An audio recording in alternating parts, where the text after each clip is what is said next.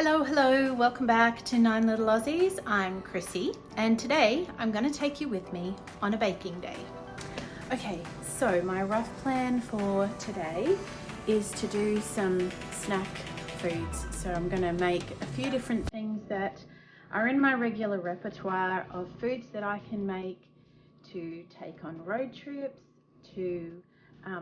for morning teas. We have morning tea, which I know is not necessarily a thing here in the States, but where I come from, we do morning tea, which is just a little snack in the middle of the morning. I am going to make a few things that I really need to make anyway to feed our family and share some of these very simple recipes and ideas for when you are traveling. I took a few of these last weekend when we went away for the weekend so that I had food in the car to feed the kids when they got hungry. We didn't have to stop. We stopped for fuel obviously and bathroom breaks, but I didn't have to spend either a bunch of money on convenience snack foods or either it's not just the money, it's also having my people eating things that are really a little bit dodgy. So, you know, whether that's food additives, food colorings, excessive amounts of sugar. A lot of things here have a bunch of corn syrup in them, which is not great for anybody. So I really prefer to just cook simple things from scratch that I can take with us and we can snack on. Sometimes I make these just for our morning teas as well at home, or if we're going to a basketball game and I want to have some snacks for the kids or whatever the case may be, just to have, I don't bake every day by any means, but I will do a baking day every once in a while just to, you know, probably once a week is my general aim to have some of these snack foods available for people to munch on. Sometimes our snacks are just simply cut up a few apples, some slices of cheese, cut some slices of cheese, or some veggie sticks, you know, like carrots and celery and green beans, things like that, make a little dip. Cheese, one I grew up with was cheese and sultanas. Mum would cut up some cheese and put some sultanas on a plate, maybe a few pieces of apple, and that's a good healthy snack with a bit of protein. So there's lots of different things you can do. This is just a few examples. So one of the things I'm making today is bread rolls, and I thought I'd show you. I've just got my first order of bread baker's flour from Azure. I've been wanting to do an Azure order for ages, but I finally got around to organizing it. So I'm really looking forward to trying this. I'm not going to use this flour today. I'm still using up some flour that I had previously, some organic flour from Costco, but I can't wait to try this. So the first recipe I'm going to make is actually a recipe I found a while back on Farmhouse on Boone. She has a blog, a YouTube channel. She has a lot of really great sourdough recipes. So I just printed it off, and I make these pretty regularly now, and they're great. So I have my active bubbly starter, and it really does make a difference if it's active and bubbly, or otherwise. I fed it last night, so it's all good to go this morning. I need half a cup of that, and I'm going to put it in the stand mixer.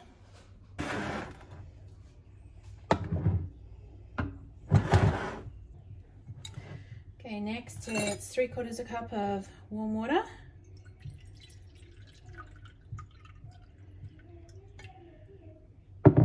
And then 3 cups of flour.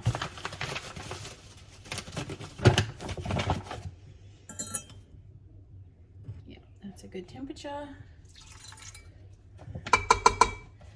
And 3 cups. 1,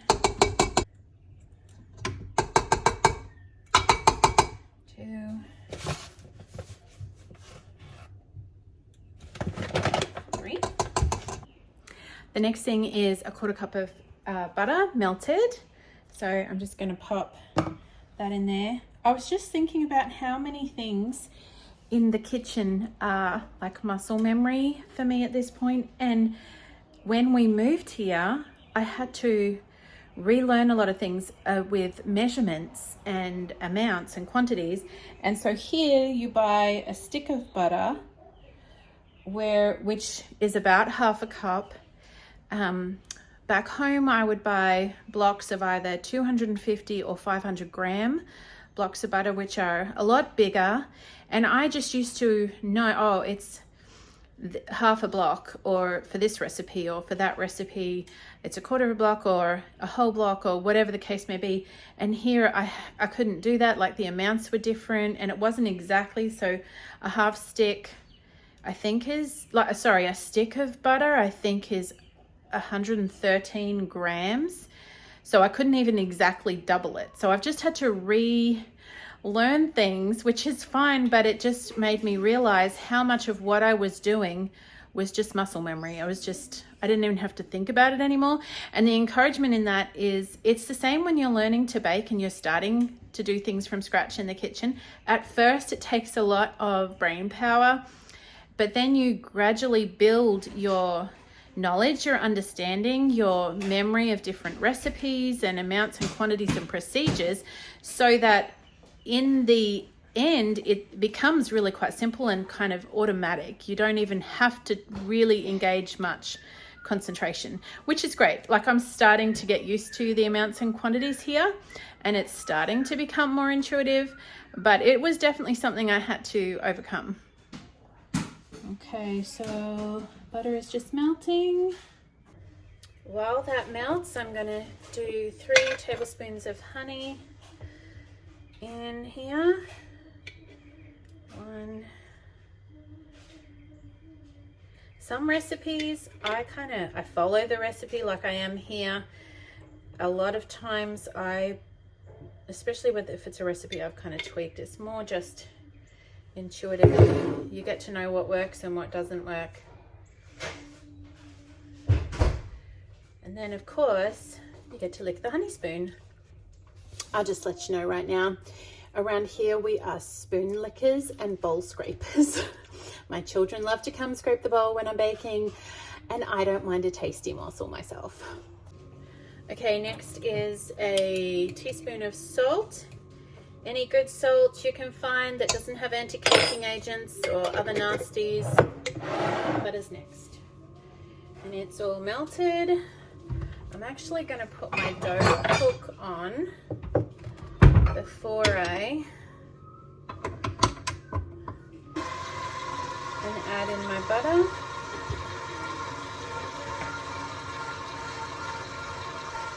And we're just going to mix that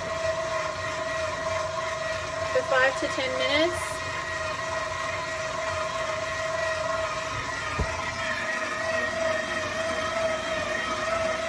I may have to scrape down the sides every once in a while, and it will all come together to form a dough. Okay, just realized I forgot the egg, so I'm going to add an egg in.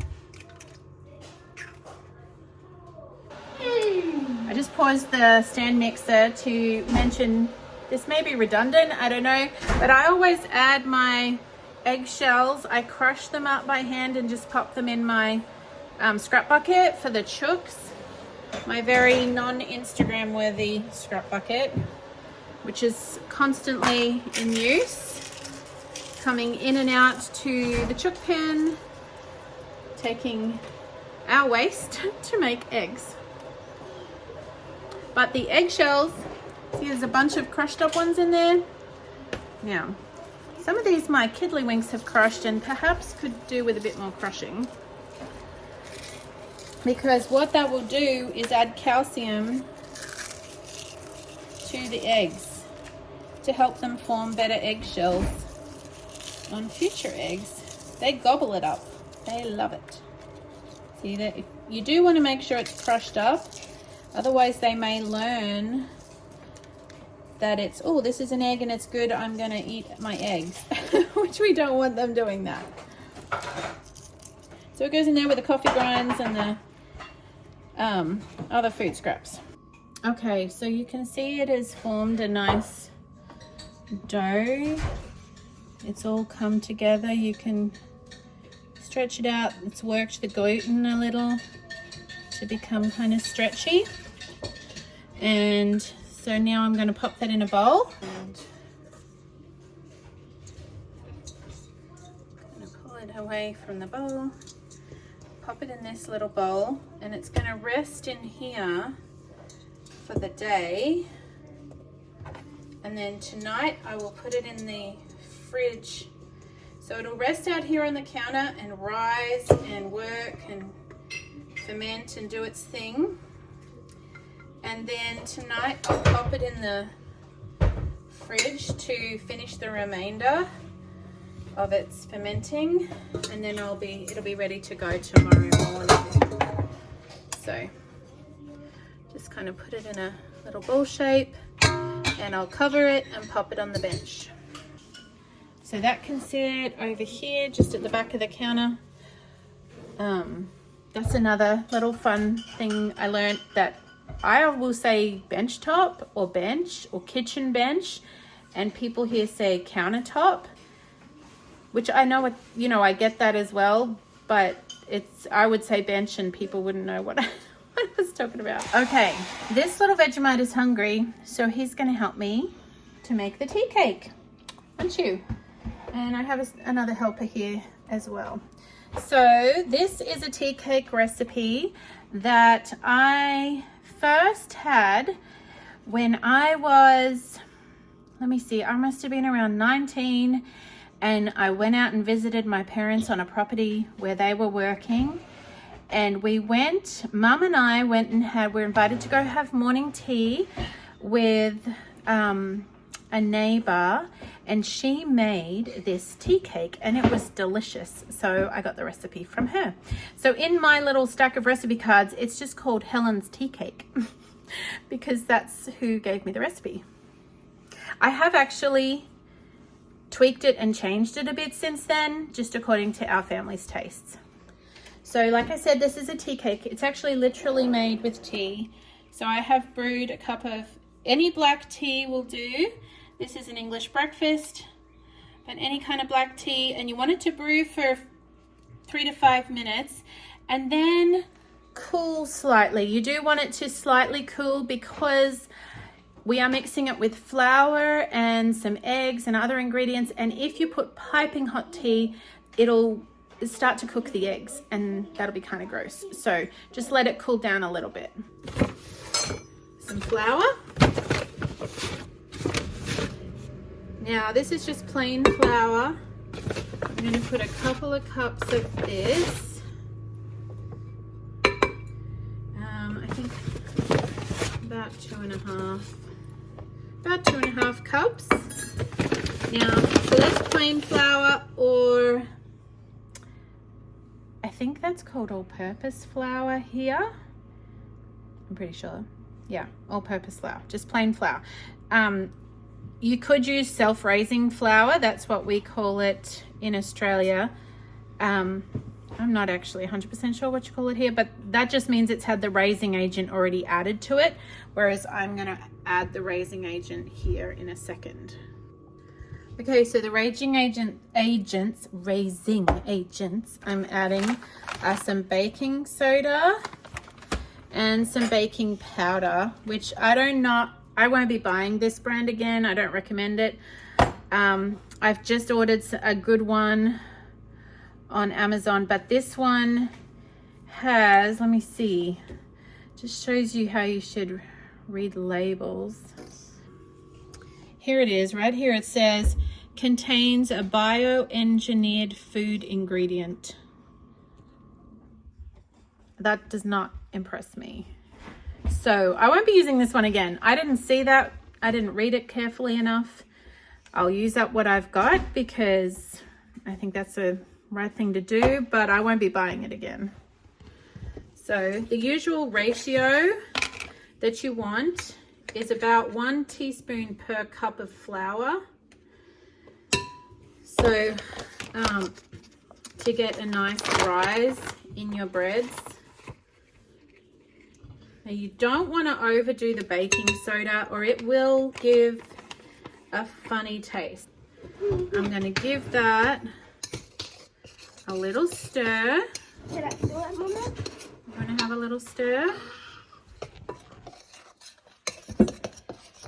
Stir, Can I just do that? Yep, you can both have a stir. Give Gracie a little stir. And then in a second you can crack. Oh, careful, careful, careful. Yep, flour everywhere. Just gentle, not too rough. Owie. Yep, that's enough. Owie. All right, very good. All right, so next we're going to add some raisins. Now I would put sultanas in Australia. Sprinkle them in. A good number. Well, we just don't want to put too much, honey. So just wait. I'll eat one to make sure it's good. Yes, you can eat one. One or two. This, we've added a bunch of raisins. The original recipe, she put like a minced fruit, a jar of mixed fruit. I really liked that. Not all of our kids aren't necessarily super keen on all the different types of dried fruit. Like it had peel, you know, like orange peel and different things in it. So I like that, but the kids don't. So we stick to sultanas. You could also easily put nuts in if you were someone who likes to put nuts in cakes and bickies and slices, but this is how we do it. Then next we're going to add cinnamon. Now I know Americans love their cinnamon. It's not as big of a thing in Australia. I'm not really measuring this. I'll just give it a good douche. A shake or two. It's probably close to a tablespoon, maybe a bit less. But you know, that's really honestly just according to taste. As cinnamony as you like it. Okay, so we have our flour, our sultanas or raisins. I'm going to keep calling them sultanas, and cinnamon. We also need to add a pinch of salt. Snap on the sultanas. So I ended up just putting the rest of the packet in. So it's probably, I would say, maybe a cup of sultanas, and then a pinch or two of salt. We like it too. Like that. We're going to give that a mix. Now this tea is really starting to cool down. We definitely don't want it piping hot. And I'm going to put a couple of eggs in. You guys want to crack an egg? Yeah. Okay, so I'll crack one, you crack the other. you crack. A bit harder. Yep, tap until you see the little crack. And over the bowl, pop your thumbs in. That's it. No. Pop your thumbs in. Yep, and gently pull out. Like a pro. Good boy. Did you get all of the yolk, the white? Yep, you did. Good job. Gracie, you do one. You want to go wash your hands now, Zion? No. Not wash my hands. Okay. Crack the next one in. Keep tap till you get a little crack. And then 2 thumbs in. Turn it upside down. Yep, 2 thumbs in and pull out. That's it. Good girl. Okay, we also just need to preheat the oven to 350 or 180 if you're in Australia.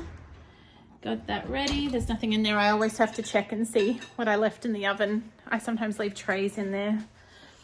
Okay, so we've got our eggies. You want to give them a mix? Mix. All right. Now, this is taking longer because I'm doing it with small people and I'm filming it. But this honestly is such a quick, easy recipe. You chuck everything in a bowl, you give it a mix, stick it in the oven, and you're good to go. So I love that. All right.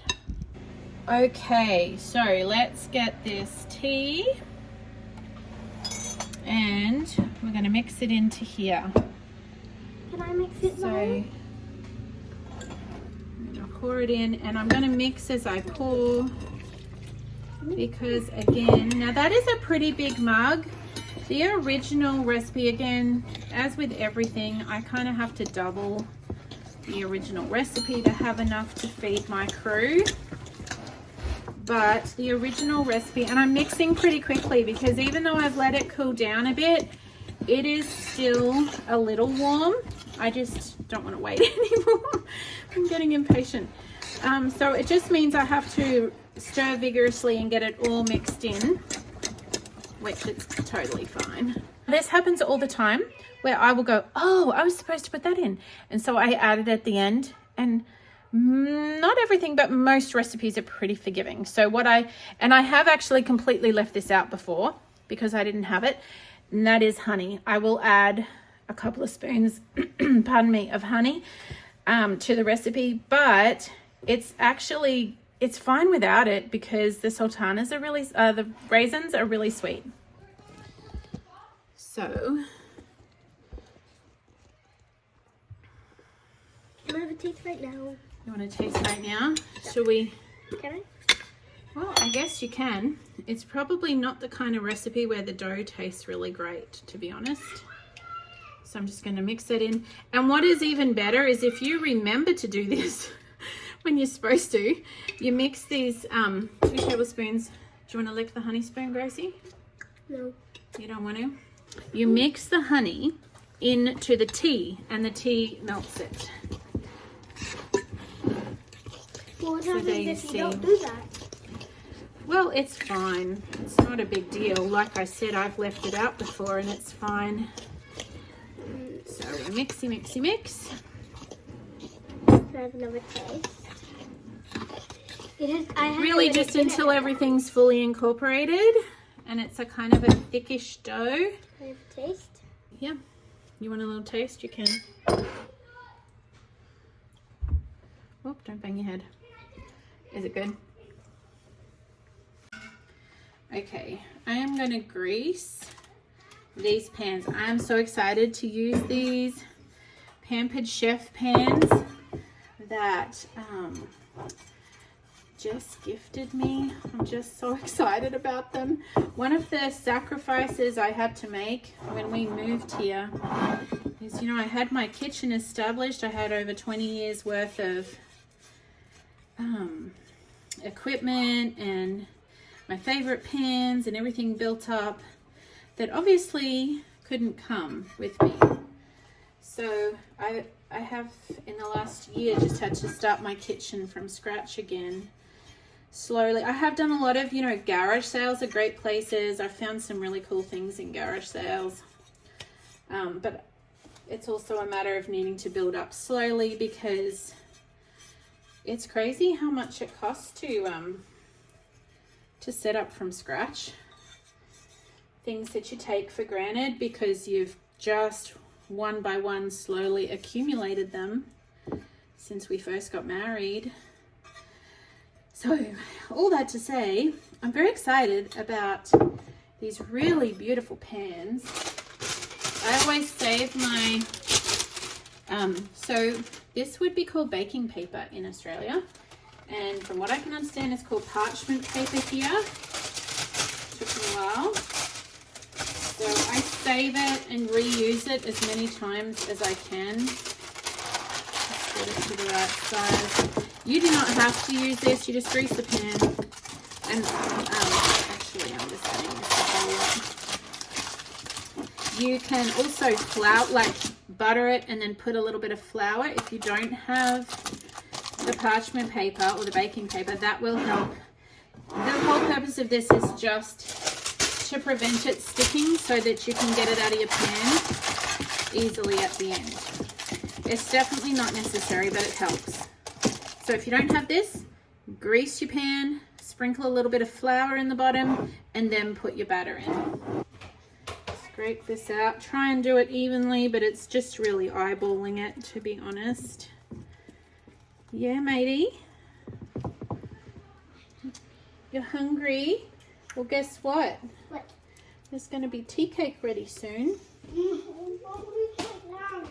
You want it right now? Well, it won't take too long. It's almost ready to go in the oven.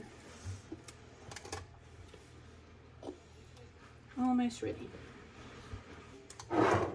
just going to smooth it out a tiny bit. And get ready to pop it in the oven. So, there we go. All ready to go into a moderate oven. Now, cooking time does vary. Okay, so we've popped them in there and they will cook. I'm going to set a timer for about 40 minutes. If it was just one, I'd say 30 minutes and then check, and it really is going to depend on your oven. You can stick a toothpick in or a skewer and just check. If it comes out clean, it's done, but we'll wait and see when they're ready. So these have come out of the oven. They look pretty done, pulling away at the sides. So served on a plate with lots of butter and a cup of tea.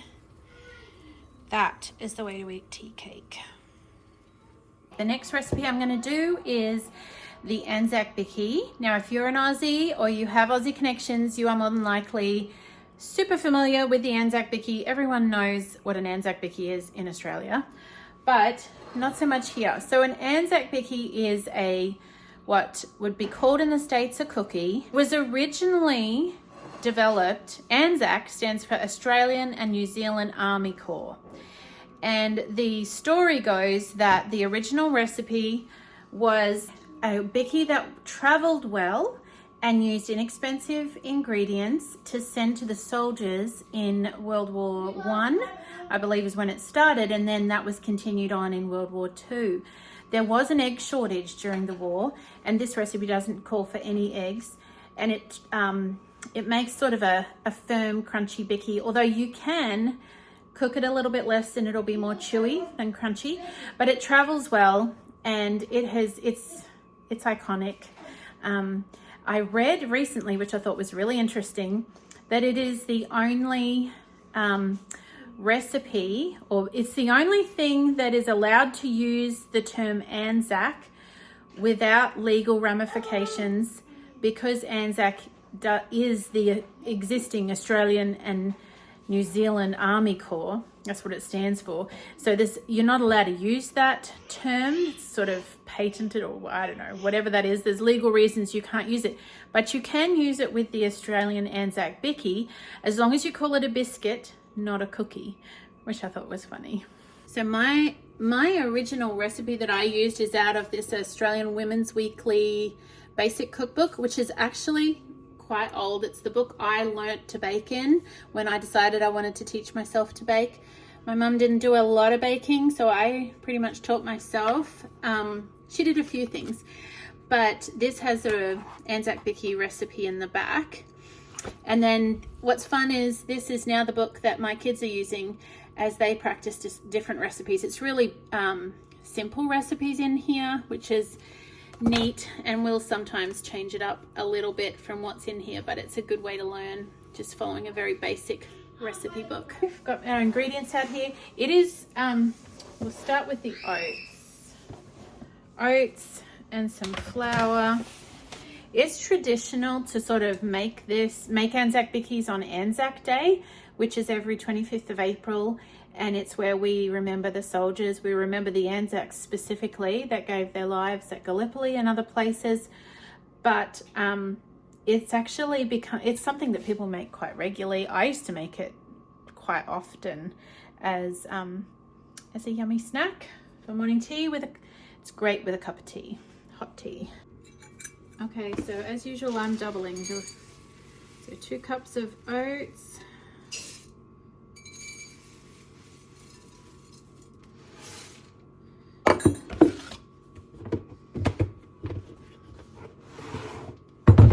Two cups of flour.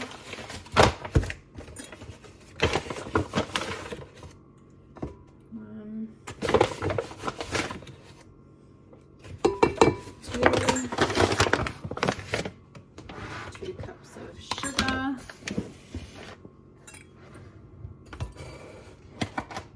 Brown sugar.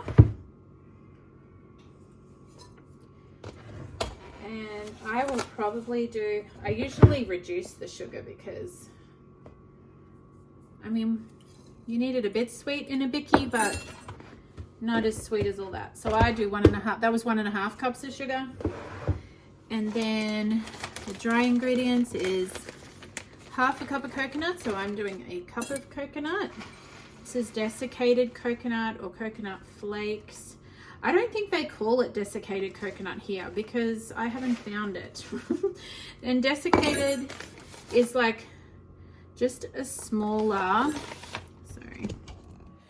like finer consistency than this, whereas this is flakes, which we have flakes back home too, but this works fine. It works fine. The desiccated is just slightly finer than this, and it probably holds together a little bit better, but this is just fine. Okay, so all mixed in our ingredients, and now we've got to do the wet ingredients. Melting butter. So I'm going to add butter, and like I was saying, I've just had to adjust my thinker to the different quantities here. So it's 125 grams for the original recipe. I'm doubling it, so that's 250. These are 113 grams, so 2 of these is like 226 or something, and I need it to be 250. So I'm just going to do 2 sticks plus a little bit of this one that we've already started. Okay, so we've got our butter in there. We're going to melt. Okay, the next ingredient is golden syrup, which I don't know that you can purchase here. You might be able to get it on Amazon, I think, but I have been told by local friends that it's pretty similar to what they call cane syrup because it's made from sugar cane. My son bought this back from Australia. He went back for a wedding and bought lots, but he bought a whole suitcase full of goodies of things that we miss. So he bought this for Anzac bickies. So it's 2 tablespoons of golden syrup. I'm sorry, that's 4 tablespoons because I'm doubling the recipe. It's almost melted.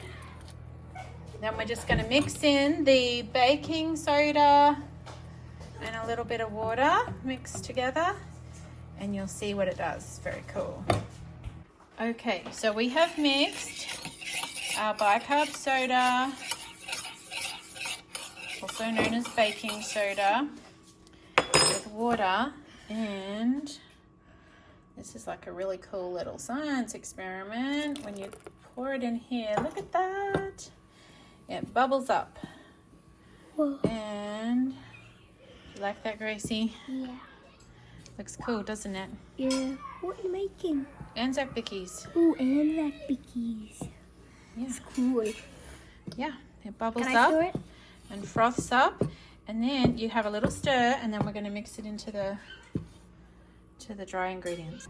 Okay, so I'm going to make a little dip, pour in all of this beautiful frothy goodness. So the recipe calls for 1/2 teaspoon. I have done a teaspoon of the bicarb soda because I'm doubling. And then you just mix it all in. And they're starting to smell like Anzacs. There's a very quintessential smell of the golden syrup, the butter, and the bicarb combined. So it makes it a good travel bicky, the fact that, you know, these were originally designed to send to the soldiers. They would travel well in the big naval ships over the ocean to where the men were fighting and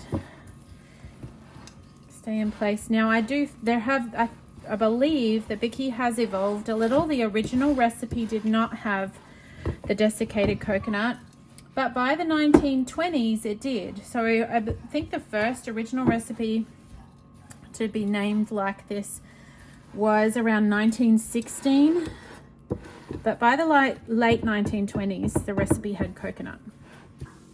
Okay, so I have just taken the mixed recipe and rolled it out into little balls on a baking tray with some parchment paper, and I'll get ready to put that in the oven. Now this is definitely a recipe that we scrape the bowl and it must be sampled. It is so yummy. So good. It tastes like home. Gracie wants a taste. Can I have a taste? Yeah, you want to taste? A little taste. Whoop. Is it good? That's right.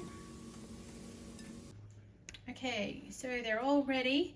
And you will notice there's one little spot here missing. And there's one missing there. And one missing there. Oh, there's the one missing there. Due to small people. Yes, one missing there. Namely teenage boys who love cookie dough balls. Alright, there they be. Now you cook these in a moderately slow oven, which is like 160 Celsius or around 320 or thereabouts Fahrenheit. I'm going to put them in for 15 minutes and then I will check them. Depends on the oven, sometimes 15, sometimes 20, but I always like to take them out a little bit before because I don't like them super crunchy. I'd rather them a tiny bit chewy, which just means you take them out a bit sooner if you want them chewy. So my timer went off. Just having a bit of a squeeze at these little Anzacs, and I'm gonna give them 5 more minutes. So timer 5. Okay, let's see. Oh yeah, see they're getting goldeny. Lovely golden Anzacs. I'm gonna let them cool there for a couple of minutes before I move them. Is that the best way to have an Anzac, Vicky? I think with a glass of cold milk. Only way to hit better than, I love your little milk mustache. My little golden girl. You got a milk mustache. It's either a cup of milk or a nice hot cup of tea, hey? That's how you eat Anzacs. We had Anzacs with a friend with a cup of tea. Here they are, all ready. You had what, Gracie? What did you say? Me, Mommy, and Daddy had Anzacs with tea with a friend. When did we do that? Oh, Miss Theresa. Yeah, we did. Yeah, we did. Already. The kids loved them. So I guess I'll try one.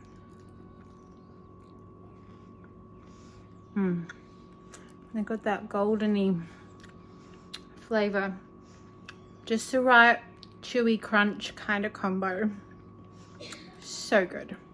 So they travel well. You can put them in a little container, but they make a really good treat. And because they've got oats, like I was saying to Jess, she asked me to go on her channel and show her on the farmer's table. There's another recipe on there, the peanut honey slice that I grew up with, and it's really good for traveling as well. Anytime you have oats in something, it has a higher protein content and it's just a little bit more sustaining to keep kiddos going than something that's just flour and sugar and yeah, so it's just, the oats are a good little additive. So if you want to go over to, for those of you who haven't seen it already, on Jess's channel, the farmer's table, there's a peanut honey slice. I think she called it the Australian slice or something, but the recipe's there, and I will be putting that recipe up on my blog as well, and the link will be in the description. I just wanted to show you, I just noticed this is our sourdough bread rolls that are rising and fermenting, And I just noticed when I checked it, it's getting a little dry. So I've just wet this tea towel just with tap water, squeezed it out and put it over the top so it'll offer a bit of, keep the moisture in. So I'm just gonna pop that back there in the corner.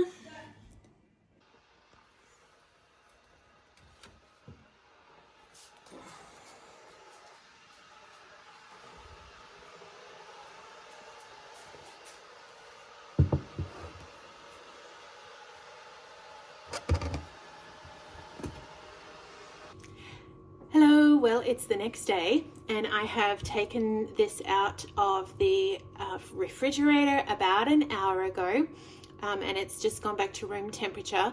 So this is actually the afternoon of the next day because I ended up going to the farmers markets this morning and going to some friend's house and just doing other life things that took up time.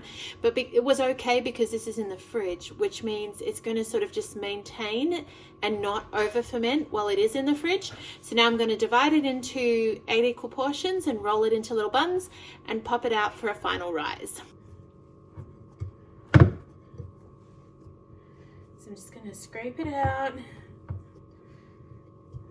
scrape it off the sides, sprinkle a little flour down on the bench. Now, I do have a little, if I can find it, dough cutter, and this is lovely, but completely unnecessary. I didn't have one for many years, so I would just wrap my fingers around and pinch and twist and break it off. So if you don't have a dough hook, it is not an issue. You just, not a dough hook, my bad, a dough scraper, I think they're called, or a dough cutter. So I'm just putting this into equal portions.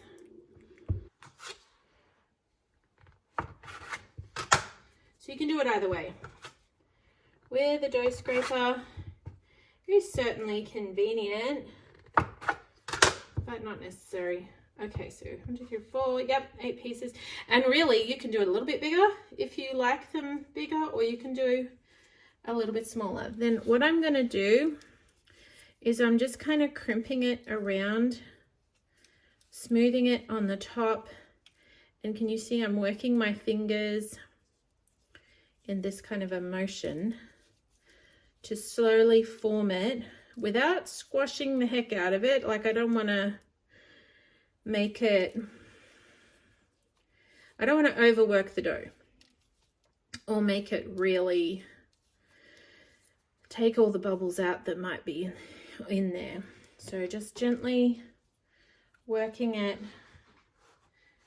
kind of twist it a little, that brings it into a shape, and pop it here on this to rise. So I'm going to slowly do that with all of these. There's something very relaxing about working with dough. I think it's the whole working with your hands and doing something creative. Not that it's, it's not an artwork or anything, but it is, you're making something, you're producing something.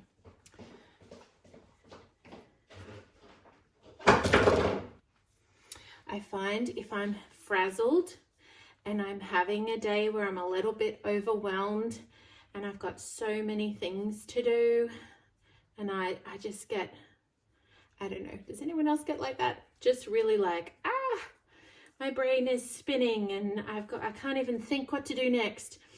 If I will go make a loaf of bread or go to the garden or just something that has those repetitive pulling weeds that I don't have to think about making bread, that, after you've done it a little while, it becomes kind of automatic and you don't have to think about, but it is a repetitive motion, and it is,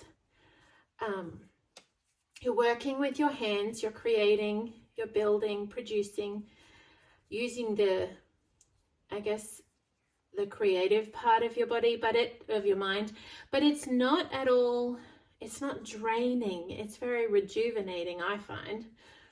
And by the end of it, my head is clear and I can think straight about, okay, what is the next thing I need to do? I sometimes forget to do this little twist. You do not have to do that. It just helps bring it together in more of a ball shape.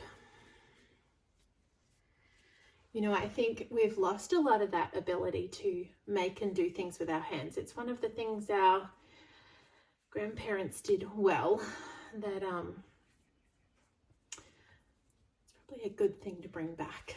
More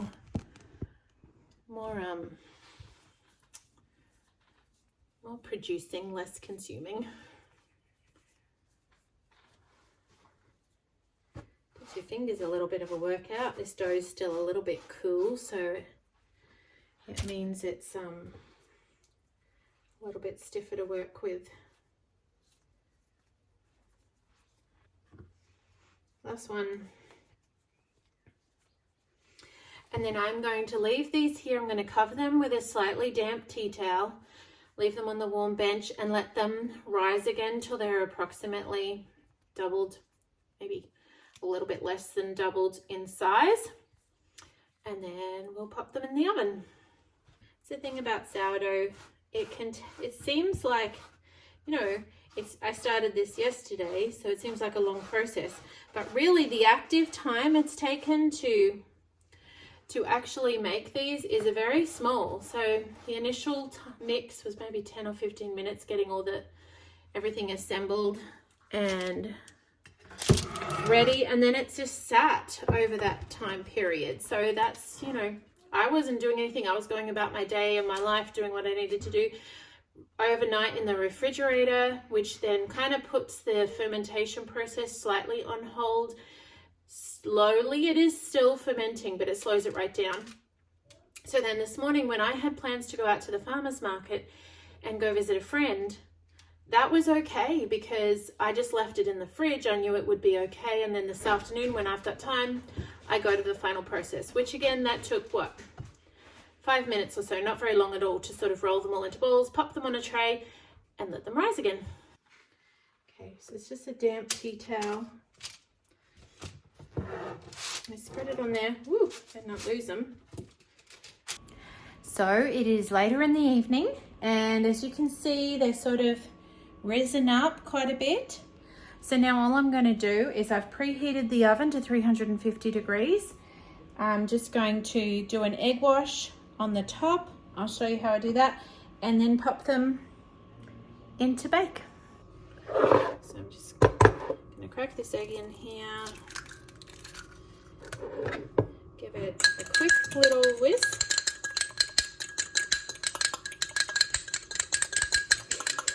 Just light so it's kind of mixed through, and then just lightly brush the top. Now, I found this nice little brush at Kroger, but I will say a lot of times with baking utensils and things that you often might think, oh, I need that. A lot of times we don't need them. So there are certain things that it's really handy to have, but a lot of times, you know, there's a fair bit of marketing involved and you can really make do. I have been without one of these brushes before, and I have even just done it with my fingers.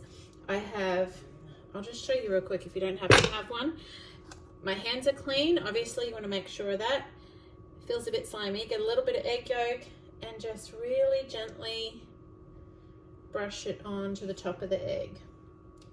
I think it's just really important to remind ourselves that we don't have to do everything exactly as you might see someone else doing it. You can question things and say, well, do I really need that? Is that really necessary? If I don't have it, is that really where I want to spend my money? Do I really need it? Like I said before with that dough scraper, that's really a bit of a luxury. My hands do a pretty good job, all on their own. So they're all brushed with eggs, looking all glossy and shiny, and we're gonna pop them in the oven. Okay, there we go. Pop them in the oven there and wait. The timer on for 25 minutes. And again, you really probably just want to know your oven, experiment with your oven, and adjust accordingly. Okay, so the timer just went off. They look pretty good. I just want to show you. Whew. Hot, hot, hot. Yummy, spongy, soft bread roll. So these are delicious, just straight out of the oven with some slathered in butter. They're just divine. But the reason I made them last weekend was to take with us on our road trip, and they made a really convenient snack. Last weekend, all I did, so simple, is just I put butter and strawberry jam on them, individually wrapped them in Glad wrap, like a plastic wrap, and then put them in a Ziploc bag and pop them in an esky bag or a cooler bag to take on the trip with us, along with some other snacks. We also took the sultana, the peanut honey slice that I did over on Jess's channel, and we took some choc chip bickies. I often take the Anzac bickies. So you can make it as complicated or as easy as you want. Strawberry jam worked great. I've also done ham and cheese. They make great little kind of sliders just with some ham and cheese. Tomorrow morning, I'm actually going to use these for breakfast. In the morning, we'll wake up and I'll fry some eggs and pop them on the bread roll with maybe some cheese and then melt it as a quick, easy brekkie before church on Sunday. So there are lots of options. Peanut butter and jam, anything that works. Obviously, every family has different tastes, different preferences. So it's just a baseline that you can make these little bread rolls and pop whatever toppings you want on them, individually wrap them, and take them with you wherever you've got to go. So the recipes we've covered today, we've done the bread rolls, that sourdough bread rolls that you can pop multiple toppings on, individually wrap them and take them with you. Anzac bickies that are sturdy and with the oats really nice and filling and travel well. And the tea cake, which is another good one to take. I don't know if I explained what I do when I travel with that. I just pre-slice it and butter each piece, and I will either individually wrap two pieces together with the butter sides facing each other and individually wrap those to hand back to a child in the back seat, or when we pull over, or when we're at a basketball game, or whatever the case may be. Or I will individually slice them, butter it, and just put it in like a Tupperware container and pop it in the esky bag to go with us. So this is just 3 very, very simple examples.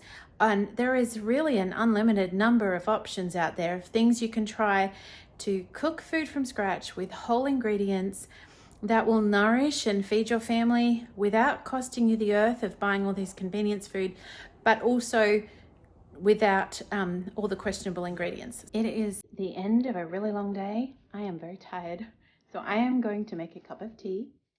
I have put some yummy honey and butter. It is so good with honey and butter. So I'm going to pop that on a plate with a cup of tea. I'm going to put my feet up and I'm just going to rest for a bit. So thank you for being here. I really appreciate all of the people who are watching and all of the kind and generous comments that I've been receiving, all of the encouragement. It's just so lovely to read all of those comments. I appreciate every single one of you. So thanks for being here, and we'll see you next time. I just had to pop back on here and tell you, I actually just changed my mind because I remembered that we have Vegemite in the cupboard. So as good as honey and butter is, people, Vegemite on hot buttered bread cannot be beaten. So, cup of tea it is for me, and Vegemite on hot buns. So good.